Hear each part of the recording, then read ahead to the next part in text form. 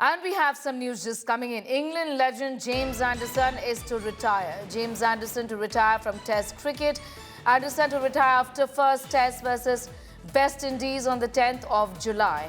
Anderson is to take retirement at the iconic Lord's ground, is what we've been given to understand. Nikhil Naz, my colleague, is getting us more details on that. Nikhil, was this really on the cards, given that he had a limited role to play in the recent Test series also against India in the Ashes earlier last year? Well, Sia, that he was nearing the end of his career, I think that is something that everyone expected. He's going to be turning 42 for a fast bowler.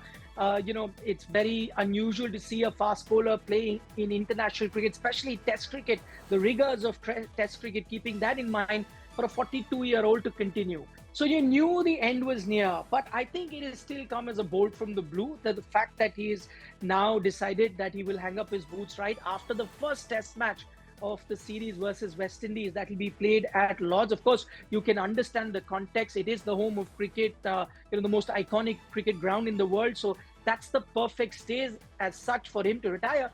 But I'm just looking at the timing of things, Neha, because just a few months ago, he was here in India playing a Test series. He had a mixed bag of a series there.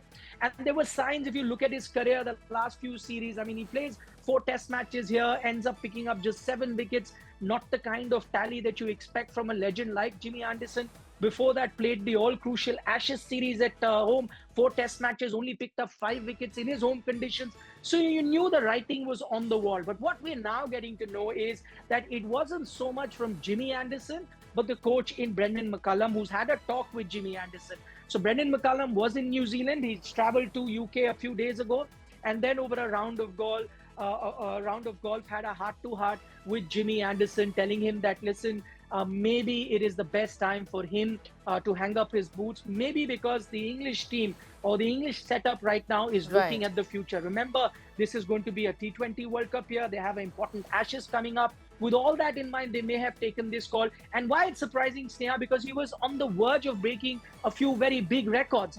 He's just 8 shy of Shane Warne's record of being the second highest wicket taker in Test match history.